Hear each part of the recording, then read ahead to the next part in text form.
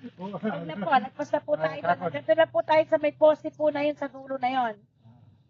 Pinapostehan na nga po, agad na po sa may dulo na yan, may nilalaro. Kasi iba na po yung may-ari nung gawin na yan. Yung may hanggang tubig. So, ba't gano'n, nagmamadali ka na bilhin ko sa akin ng sa akin. Okay, Kylie. Si Kaeli na naman po ba pinagpalitaan niya? Oo.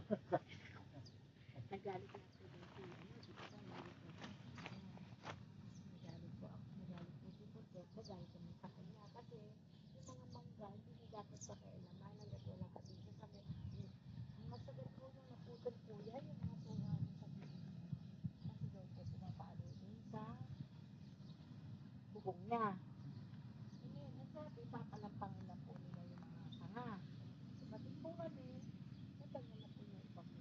Tapos sa kami sa aming masama. Sabi ko, ay matiwala lang, hindi namin pag-aari yan. So, kailangan po namin i-report sa inyo.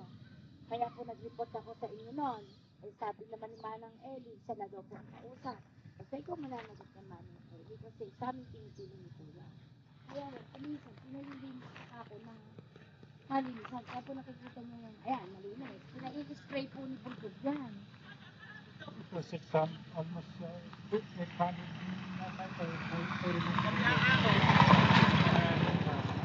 Tapos po doon, ang ginawa po nila, lulok. Sinaraduhan po nila. Ngayon hindi kami makadaan. Eh, hindi naman po kako inyan. Subukan na yan.